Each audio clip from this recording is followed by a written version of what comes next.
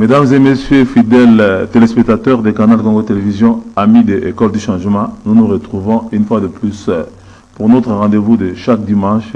Et cette fois-ci, nous avons une fois de plus fait venir Pascal Owonje, qui est spécialiste en tout cas des questions d'actualité. Il est conseiller en communication du vice-premier ministre, ministre de l'Intérieur, décentralisation et affaires coutumières.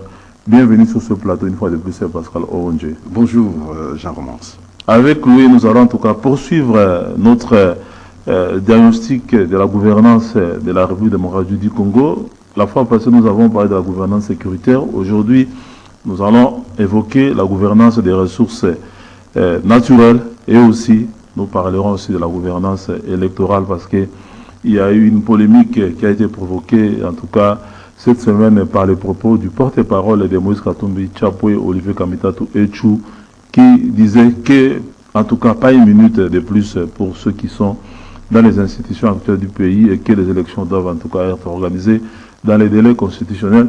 Nous commençons, nous entamons notre premier sujet, Pascal Owonje, la gouvernance des ressources naturelles. Nous avons assisté cette semaine à la pré-COP 27 qui a été organisée en RD Congo en collaboration avec l'Égypte. On a eu en tout cas des dizaines de délégations qui sont venues ici au Congo-Kinshasa et en tout cas c'était une réussite pour la vice-première ministre et ministre de l'Intérieur et du Développement Rural, Eve Bazaïba Massoudi.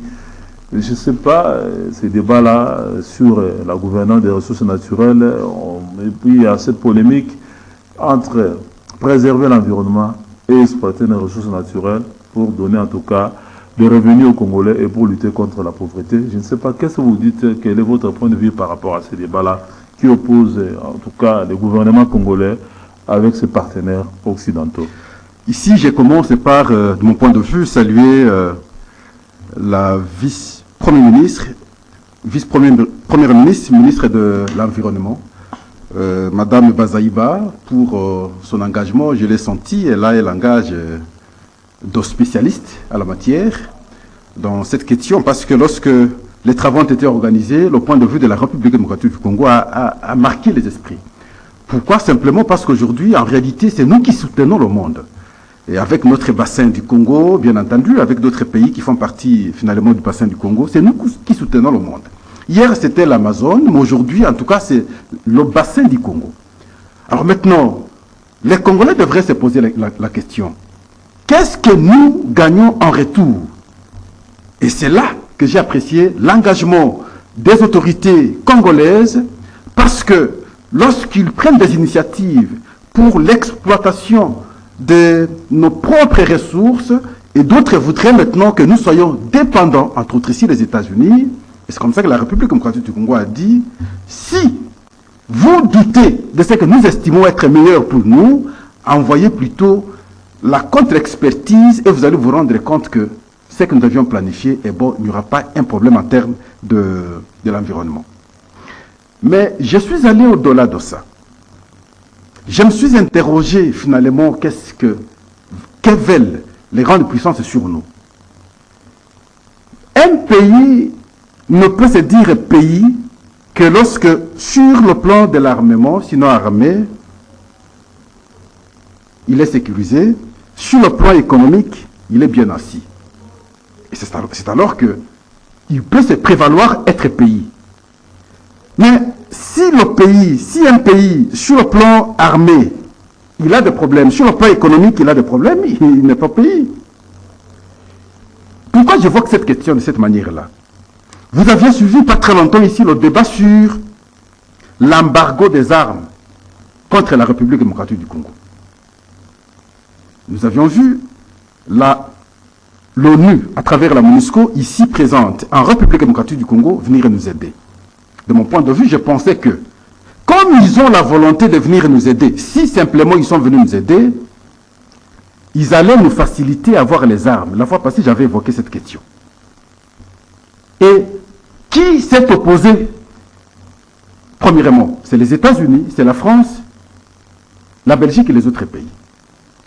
C'est sur le plan des armes. Mais sur le plan économique, maintenant on prend l'initiative d'avoir un peu d'argent à travers l'exploitation de nos minéraux. Ici, je veux parler de blocs pétroliers. C'est les États-Unis qui tentent maintenant de bloquer. Non. Alors à ce moment-là, qu'est-ce que vous voulez?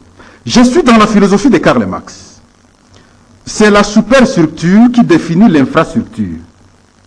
La superstructure, pour moi, dans le cas d'espèce, c'est l'armée, c'est l'économie. Pour que nous soyons forts, pour que la République démocratique du Congo soit forte, il faudrait que, sur le plan militaire, nous soyons forts, sur le plan économique, nous soyons suffisamment assis. Mais je constate finalement maintenant que ceux qui aiment toujours marcher sur l'Afrique et sur nous ne sont pas prêts à nous voir, nous aujourd'hui, être suffisamment indépendants. Indépendants sur le plan au-delà de la possession d'une armée et d'une bonne économie, mais tout ça, ça ne peut être possible que quand on est bien organisé aussi, quand l'État est vraiment organisé. Oui, mais il est vrai que l'impression que l'État n'est pas suffisamment organisé. Il est vrai que nous sommes ce que nous sommes. Nous sortons d'une période, en toute réalité, qui n'a pas été, qui n'a pas su vendre l'image de la République démocratique du Congo en toute responsabilité. Mais à ce jour, quand vous comprenez les positions que prennent le régime actuel, l'engagement pour qu'on trouve solution à la question citoyenne pour l'intérêt de tout le monde, mais je pense que tout Congolais sérieux ne peut qu'encourager, de mon point de vue à ce jour. Regardez comment on se bat pour la mobilisation des recettes. Regardez comment on se bat pour la réorganisation de notre armée, ainsi de suite. Mais c'est un bon élan. Donc, le sérieux dont vous exigez ici dépend non seulement des lois que nous devons avoir en termes de protection de notre État, mais également le sens du patriotique par chaque citoyen ayant des responsabilités pour protéger. Et la qualité aussi des dirigeants du pays. Mais, oui, la qualité des dirigeants, c'est comme ça que je dis les responsables. Parce que quand vous regardez à un certain niveau, je le dis toujours, le pays, s'il est dans ces conditions, c'est parce que l'homme politique n'a pas été à mesure de comprendre les enjeux mondiaux et les intérêts de son pays pour faire avancer les choses. Il voyait plus sur les intérêts privés et la conséquence, nous sommes dans cet état. Malheureusement, ça continue, cette façon-là de concevoir. Ça continue, il faut maintenant naviguer dans le temps, et il faut aller 2, 3 ans, 4 ans, 5 ans avant pour venir embarquer les autres. Et c'est comme ça que les autres, ceux qui étaient avant, n'ont pas été à mesure de naviguer dans le temps. Je prends l'exemple de deux disciplines, cher Jean Romance. Je prends l'esthétique, je prends l'hygiène. Ailleurs, quand vous allez, vous regardez comment les autres sont, l'impression que vous aurez, c'est qu'ils sont propres et ils aiment l'esthétique. Ils soignent leur environnement. Des notions élémentaires que chez nous, on a même enlevé du programme scolaire. Et pourtant, dans une société où on n'a pas l'hygiène, il est difficile que les gens comprennent la nécessité de la propriété. Dans une société où les gens ne comprennent pas la notion de l'esthétique, mais c'est difficile que les gens comprennent la nécessité de la beauté. Et lorsqu'il n'y a pas la beauté, il n'y a pas la propriété, mais on vit comment dans le cadre d'espèces. Donc, il y a un certain moment, l'élan, mauvais élan, on a mis le pays, et que le pays ne pouvait pas, en tout cas, être compétitif au niveau mondial. Et voilà pourquoi nous avons été dans cet état pendant longtemps, et aujourd'hui, je pense qu'il faut avancer. Au-delà, par exemple, de l'environnement, en termes des forêts, en termes des eaux, l'environnement qu'on doit protéger aussi, qu'on doit soigner aussi, c'est là où les Congolais vivent, quoi. Nos quartiers, nos caniveaux, voilà. Effectivement, dans le cas d'espèce, c'est les Congolais qui sont les premiers responsables. Vous savez, c'est injuste de la part des Américains, par exemple. Vous voulez protéger la population congolaise contre la mauvaise exploitation, par exemple, de blocs pétroliers. Ça peut être une bonne chose. Mais vous ne protégez pas les Congolais lorsqu'on les tue. Pour moi, c'est une contradiction. Pour l'économie, vous dites non, attention, vous devez protéger la population. Ce n'est pas la population. Vous voulez qu'on vous protège parce que vous polluez tellement. Non, c'est parce qu'ils conçoivent le monde comme un village planétaire. Non. Que les questions d'environnement. Ce n'est pas ça la raison. La raison pour eux, c'est que la planète. Il y a un principe, je crois. Leurs intérêts dans la protection, par exemple, des forêts du Congo, de l'environnement au Congo, C'est parce que nous sommes un Mais ce village n'est pas pour la planétaire. protection des Congolais. Et que si par exemple les forêts du Congo sont détruites, donc l'environnement mondial va avoir des impacts. Voilà, là ils ne protègent pas les Congolais. Ils veulent se protéger. Le monde aujourd'hui, s'il est bousculé, ce n'est pas par rapport à l'Afrique. L'Afrique pollue à peine 2%. Le reste, c'est les pays industrialisés. Ce sont eux. Lorsqu'on interdit ici, ce n'est pas qu'on veut protéger les Congolais. Ils veulent se protéger à travers les matières qui regorgent la République démocratique du Congo. Et ont exploité, ont eu l'argent, fort économiquement aujourd'hui. Parce que quand un pays est fort économiquement, il devient en tout cas inattaquable. Alors maintenant, on ne veut pas que vous soyez vous aussi fort économiquement. Et on trouve des prétextes en termes de protection des citoyens. Ce n'est pas les Congolais qui veulent protéger leurs intérêts. Le Congo-Kinshasa a signé des accords, il a pris des engagements sur le plan international pour protéger son environnement. Et vous savez par exemple qu'il y a, je crois, plus de 30 ans, à Mbandaka, il y avait un forage pour l'exploitation du pétrole et il n'y a pas eu de suite jusqu'à maintenant. Non. Et que par exemple, les différents parcs que nous avons ici, parc de Virunga et d'autres parcs sont financés, leur fonctionnement est financé par les partenaires internationaux. Donc, est-ce que ce n'est pas parce que nous avons pris des engagements de pouvoir protéger notre environnement qui bénéficie à toute la planète qui aujourd'hui, ils sont en train de s'opposer à ce que nous quand c'est des mauvais engagements, violer ces engagements. Quand c'est des mauvais engagements pris à son temps, parce que pas longtemps ici, on évoquait le problème de l'homme. Mais si c'est des mauvais engagements, c'est normal aujourd'hui, lorsque nous avons, par exemple, des bons hommes, qu'on revoit ces engagements, ces mauvais engagements pris à l'époque. Mais si on a eu à prendre des engagements pour protéger les autres contre son propre pays, moi je pense qu'il faut revoir. Je prends le cas, parce que j'ai suivi Mme Bazaïba, le cas de l'exploitation des bois, très précisément chez vous à l'Équateur. Ça se faisait de façon illégale et sans contrôle. Alors aujourd'hui, lorsque les dirigeants se rendent compte que le pays ne bénéficie rien, il faut interdire. Ils ont interdit. Mais dans le passé, il y a eu des actes qui ont été, des actes légaux, sinon légaux, qui ont été pris. Mais aujourd'hui, ayant compris que nous ne nous retrouvons pas, tout part, c'est les autres qui en bénéficient, nous devons interdire pour que finalement on revoie le pourcentage que nos pays devraient bénéficier pour que nous puissions nous retrouver.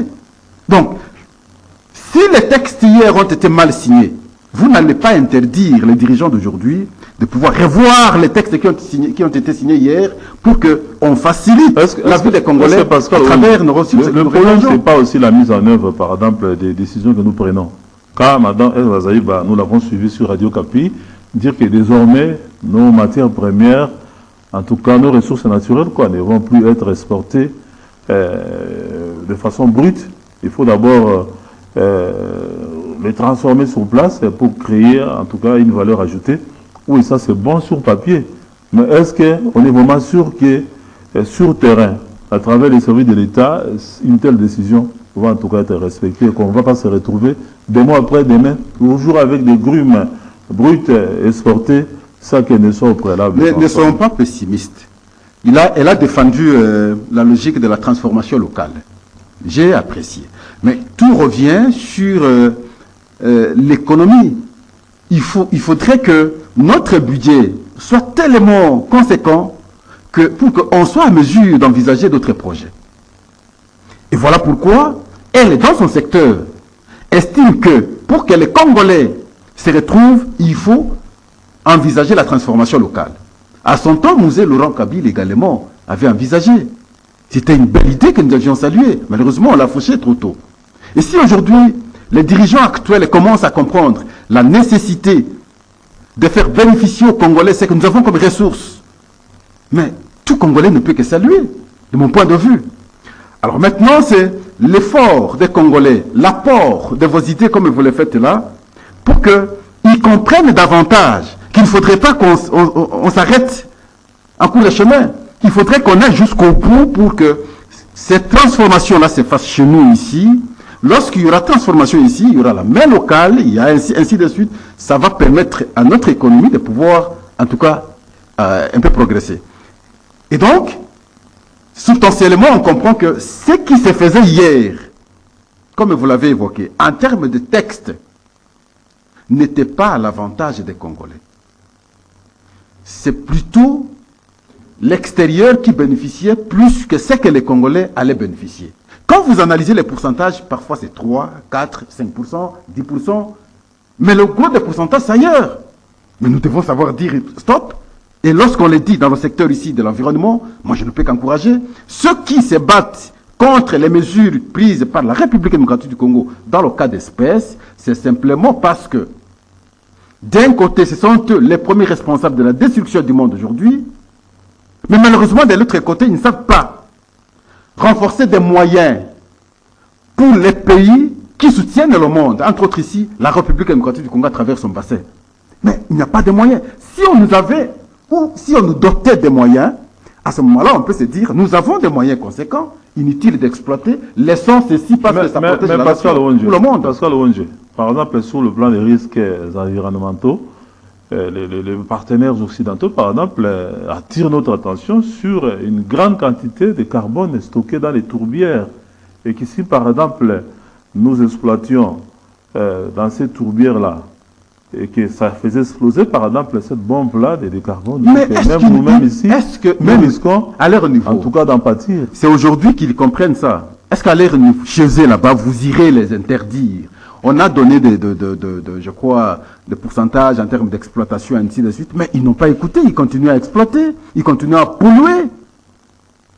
Mais pour l'Afrique, maintenant, il faut imaginer que le monde doit être soutenu par l'Afrique. Ça peut être bon. Mais en contrepartie, qu'est-ce qu'ils font? Qu'est-ce qu'on nous donne en termes d'argent? Pour que nous ne puissions pas exploiter. Simplement, si vous nous donnez en contrepartie l'argent, à ce moment-là, nous pouvons dire oui, parce que nous avons l'argent, nous avons des milliards, nous gardons, nous protégeons. Est-ce que vous estimez que la préservation de l'environnement au Congo n'est pas aussi bénéfique pour les Congolais? Et non. Que nous devons seulement préserver nos forêts, nos ressources naturelles, rien que pour le bien des Occidentaux? Ça, c'est votre point de vue. Est-ce que nous-mêmes aussi, nous n'avons pas intérêt à préserver cet environnement? Nous avons intérêt, n'est-ce pas? Maintenant, il faut apprécier les deux proportions. Nous avons intérêt à protéger la nature, parce que ça protège le monde entier, nous faisons partie du monde. Mais nous ne pouvons pas, tout en protégeant cela, rester dans les conditions difficiles. Nous devons maintenant faire pression à ceux-là, les vrais pollueurs, à pouvoir nous donner suffisamment les moyens qui feront que nous ne puissions pas exploiter ce qui peut encore mettre davantage mal. Mais il faut se rassurer aussi que lorsqu'on va nous donner ces moyens-là comme compensation pour que nous puissions garder nos forêts intactes, nous puissions garder nos tourbières intactes pour le bien de l'humanité, et que ces moyens qu'on soit mesure aussi de bien les gérer, que ça ne rentre pas aussi dans on commence d'abord par donner les individus, parce que Pascal Onge, vous êtes sans oublier que le Congo c'est un scandale géologique, plein de ressources naturelles, mais leur exploitation ne bénéficie pas aussi au petit peuple congolais. L'exploitation ne bénéficie pas au petit peuple. On n'a pas que les forêts, on n'a pas que les blocs pétroliers, nous avons les cuivres, nous avons les diamants, nous avons l'exploitation. Mais quand vous allez en Boujima, là on a exploité les diamants pendant autant d'années, mais rien n'a été développé. Mais c'est dont on était en train d'échanger ici. Oui. Parce que si les textes hier ne protégeaient pas les intérêts des Congolais, mais nous devons revoir les textes aujourd'hui, et lorsqu'on commence à revoir les textes, nous devons encourager. Ce n'est pas que ce qui peut causer à travers la production ne peut pas être néfaste pour les Congolais. Non, nous faisons partie du monde, ça peut être néfaste aussi pour les Congolais. Mais simplement, notre manière de polluer le monde, sinon notre pourcentage en termes de pollution, je ne crois pas trop que ça peut trop impacter. Mais ceux qui font le mal, c'est ceux de l'autre côté. Mais c'est ça que je pose. Le problème, si je reviens, qu'est-ce qu'ils font pour que nous, qui avons autant de ressources, qui nécessitent des exploitations, de façon que nous ne puissions pas aussi exploiter de la même manière, sauvagement comme ils ont fait, en termes de pollution, et que nous puissions réserver ce qui peut être réservé pour l'intérêt du monde. La grande difficulté, ça serait une bonne chose. C'est pas aussi le fait que nous, bien sûr que nous détenons des les ressources naturelles comme du pétrole, comme les forêts qui peuvent être exploitées. Parlons par exemple du pétrole et du gaz, et que nous n'avons pas la maîtrise de la technologie. Nous-mêmes, là, Congolais, nous ne pouvons pas exploiter par nous-mêmes nos ressources. Il faut toujours recourir aux entreprises occidentales et qu'à leur niveau, ils peuvent aussi donner des conseils à leurs entreprises pour qu'elles ne viennent pas s'engager dans cette entreprise. Voilà pourquoi c'est pas ça aussi la grande difficulté. Voilà la nécessité de la transformation locale, telle que prônée aujourd'hui. Nous n'avons pas la technologie même pour transformer localement. Oui, mais la technologie, on peut l'acheter. N'est-ce pas? On peut la déporter. J'ai vu, je n'ai jamais voulu citer le Rwanda, mais excusez que je cite le Rwanda aujourd'hui. J'ai vu, ils commencent à fabriquer des véhicules. Mais ils ne fabriquent pas les matières, tout ça, sur place au Rwanda. Ils importent, et finalement, ils fabriquent au Rwanda. Ils montent au Rwanda. Nous pouvons aussi, nous, à notre niveau, importer certaines matières et faire les montages chez nous, faire la transformation chez nous ici. Ce n'est pas impossible. Le monde aujourd'hui, c'est dans le diffusionnisme. Commencez aussi par former. Le monde aujourd'hui vit dans le diffusionnisme. Échange des cultures. Si vous avez A, moi j'ai B, vous me donnez votre B, moi je vous donne A, ainsi de suite. Et nous fonctionnons. Alors, ici, c'est que lorsque nous avons nos matières, nous prenons l'initiative de les transformer chez nous, il y aura d'autres qui vont trouver intérêt de venir s'implanter chez nous. Ils vont venir. Et lorsqu'ils vont venir, le marché local aura lié chez nous ici, et l'économie va, en tout cas, prendre un autre corps ici, et on peut faire avancer les choses au pays. Mais lorsque tout doit aller à l'extérieur, comme nous avons l'habitude par le passé, en contrepartie, c'est 1%, 2% que nous puissions bénéficier. Voulez-vous, trouvez-vous, soyez-vous fiers pour que nous puissions continuer dans cette allure-là, jusqu'à quand? Pour qu'on change les choses au pays. Ailleurs, ça se fait. Pourquoi chez nous, ça ne peut pas se faire? Lorsque les autorités prennent une telle décision, je pense de mon point de vue que chaque Congolais, à ce stade, ne devrait qu'être fier, encourager les autorités. Oui, nous avons par exemple, nous avons récemment suivi l'Association congolaise pour l'accès à la justice de Joska Piamba, organisé une conférence de presse pour soutenir le gouvernement dans cette démarche-là de pouvoir exploiter les ressources contenues dans ces blocs pétroliers gaziers, et malgré les protestations de partenaires occidentaux. Est-ce que vous voyez notre gouvernement, ceux qui animent aujourd'hui les institutions de l'État, être en tout cas capable de pouvoir faire face à l'injonction américaine? Le chef de l'État l'a dit, n'a pas mâché ses mots. Il a appelé à la contre-expertise, alors qu'il a estimé que nous ne pouvons pas ne pas exploiter. Mais jusqu'à quand? Nous devons rester comme ça. Nous devons exploiter parce que c'est nos ressources. Mais maintenant, si vous doutez que nous n'allons pas exploiter conséquemment, amenez votre expertise, venez vérifier, vous allez voir ce que nous avons prévu et vous allez nous donner raison. Vous ne pouvez pas vous opposer d'abord avant sans toutefois voir ce qui va produire comme effet. Voyez-vous? Et donc, c'est comme ça que je dis, pour leurs intérêts, ils ont fait des calculs pour nous laisser dans cet état. Et vous ne pouvez pas nous faire agenouiller, et sur le plan économique, et sur le plan militaire. Je m'oppose, moi, de mon point de vue. Ça, c'est une façon de nous mettre toujours à un pays dépendant de tout. Lorsqu'il faut avoir un peu d'argent, il faut voir la Banque mondiale. Lorsqu'il faut avoir un peu d'armes, il faut dépendre de la MONUSCO, ainsi de suite. Non, pour ce point de vue, moi, je pense qu'il faut... C'est nous-mêmes qui, 62 ans après, parce que le Rwanda et les Congolais se sont accommodés à cette dépendance. Vous l'avez dit. Non. Par exemple, quand il y a une épidémie qui survient ici, on ne regarde que du côté des partenaires. Chaque jour qui passe... Même pour piloter un projet, même la loi par exemple de programmation militaire, oui, on attend toujours le financement aussi du monde extérieur. C'est pas ça aussi. C'est tout ce qu'il faut. C'est ça aussi. C'est tout ce qu'il faut refuser. Si aujourd'hui on avait un budget, par exemple, de 100 milliards de dollars américains, je ne pense pas qu'on serait encore trop dépendant. Vous pensez, est-ce que vous trouvez normal? Grand pays comme la République démocratique du Congo, avec toutes ses ressources, nous avions un budget de 5 milliards de dollars américains. Mais avec ça, on pouvait faire quoi comme investissement? Et voilà pourquoi nous devons prendre des initiatives qui peuvent nous aider à avoir un budget au moins de 50 à 100 milliards de dollars américains. Est-ce que vous ne craignez pas ça aussi, que même demain, quand on aura un budget de 100 milliards, que l'essentiel de ces budgets-là soit en tout cas investi dans l'entretien de l'appareil étatique? Non, dans l'entretien des institutions de l'État. Chaque jour qui passe, on prend conscience. On change. On évolue. Le monde évolue également. On comprend les erreurs d'hier, on essaie de les réparer aujourd'hui et puis on avance. S'il vous plaît, 100 milliards. Les institutions vont consommer combien? Vous imaginez que les institutions pourraient consommer combien? Sur 100 milliards de dollars américains.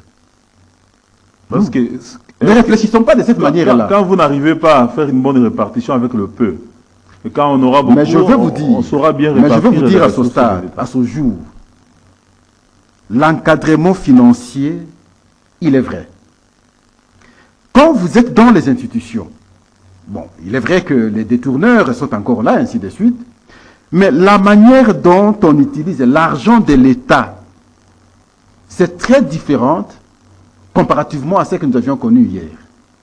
Ça, je vous avoue. Question d'être dans une institution et vous allez vous rendre compte. J'imagine de mon point de vue, c'est à travers cette canalisation que nous sommes passés de 5 milliards, bientôt je pense c'est 17 milliards de dollars américains. Non, c'est 16 milliards de dollars américains, parce qu'on ajoute encore 2 milliards sur les 14 qui ont été présentés à l'Assemblée nationale. C'est simplement parce qu'on s'est canalisé. C'est simplement parce que ceux qui fuitaient hier ne prennent plus de voies obscures. Tout est canalisé vers l'essentiel prévu pour le fonctionnement des institutions. On peut tout dire, les gens spéculent, peut-être parce qu'ils sont de l'extérieur. Quand vous êtes dedans, vous allez vous rendre compte, même les primes qu'on bénéficiait hier, par mois, 2, 3 primes, mais difficile aujourd'hui d'avoir une prime dans une institution d'État. On canalise les recettes pour l'intérêt de tout le monde. Je ne dis pas que c'est parfait, mais nous devons plutôt encourager. Et lorsque on envisage ou on pense un jour avoir un budget de 100 milliards, on ne peut pas maintenant réfléchir en termes de la consommation institutionnelle et pour qu'on ne puisse pas faire des choses pour l'intérêt de tout le monde. Non. Ici, ma plaidoirie est telle que si aujourd'hui on ne nous prend pas très au sérieux, c'est parce que nous ne sommes pas correctement organisés économiquement. Être organisé économiquement, c'est aussi avoir un budget conséquent. Lorsque ceux-là plutôt censés être les grandes puissances, nous verrons que sur le plan économique, nous sommes assis. Ils vont nous respecter. Sur le plan militaire, nous sommes assis. Ils vont nous respecter. Maintenant, ils ne savent pas nous respecter, c'est parce que nous ne sommes pas organisés sur ces deux plans-là, de mon point de vue.